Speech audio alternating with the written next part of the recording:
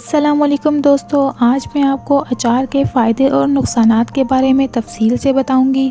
اچار کھانے کے کتنے فائدے اور کتنے نقصانات ہوتے ہیں، آج کی اس ویڈیو میں ہم بات کریں گے۔ ویڈیو سٹارٹ کرنے سے پہلے میری آپ سب سے ایک چھوٹی سی گزارش ہے، اگر آپ چینل پر نئے ہیں تو میرے چینل کو سبسکرائب کر دیں اور ساتھ ہی بیل آئیکن کو بھی پریس کر دیں تاکہ آنے والی ہر ویڈیو آپ تک پہنچ سکے۔ آئیے جانتے ہیں اچار کے فائدوں کے بارے میں۔ اچار کی بہت سی اقسام ہوتی ہیں اور یہ مختلف اجزاء سے تیار کیا جاتا ہے، جیسے آم کا اچار، گاجر کا اچار، لیموں، ہری مرچ اور اسی طرح مختلف پھل اور سبزیوں کا بھی اچار بنایا جاتا ہے۔ آج کی ویڈیو میں اچار کے فائدے اور نقصانات دونوں بتاؤں گی اور کن لوگوں کو اچار کا استعمال نہیں کرنا چاہیے، اس بارے میں بھی بات کرتے ہیں۔ سب سے پہلے جانتے ہیں اچار کے فائدے کیا ہوتے ہیں۔ اچار ہاضمے کے لیے بہت اچھا ہوتا ہے۔ جو لوگ کھانا کھاتے ہیں اور انہیں کھانا ہضم نہیں ہوتا، وہ لوگ اچار کا استعمال لازمی کریں، اس سے ان کے ہاضمے کا مسئلہ ختم ہو جائے گا اور کھانا اچھی طرح ہضم ہو جائے گا۔ اس کے علاوہ اچار کا استعمال جگر کے لیے بہترین ہوتا ہے اور جگر صحت مند رہتا ہے۔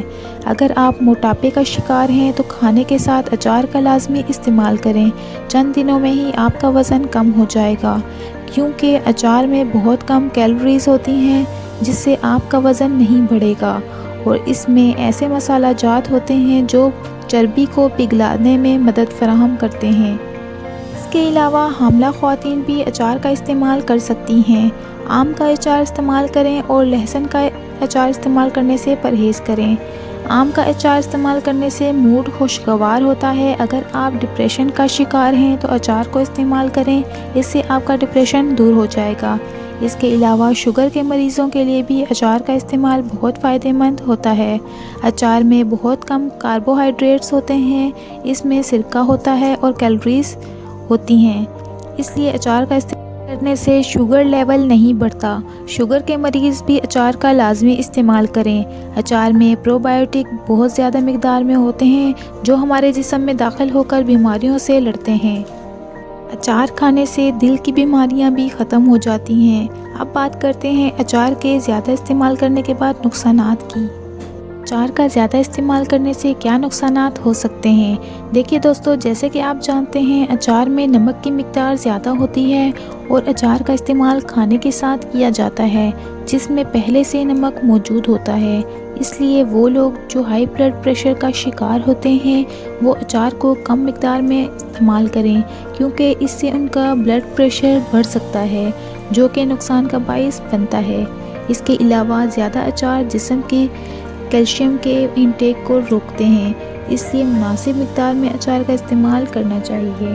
اچار میں سرسوں کا تیل اور سرکہ دونوں استعمال کیا جاتا ہے۔ سرسوں کے تیل میں ٹرانس فیٹ موجود ہوتے ہیں جو جسم سے بیڈ کولیسٹرول لیول کو انکریز کرتے ہیں اور گڈ کولیسٹرول لیول کو کم کر دیتے ہیں۔ اس لیے اچار کا زیادہ استعمال کرنے سے بیڈ کولیسٹرول کا لیول بڑھ سکتا ہے۔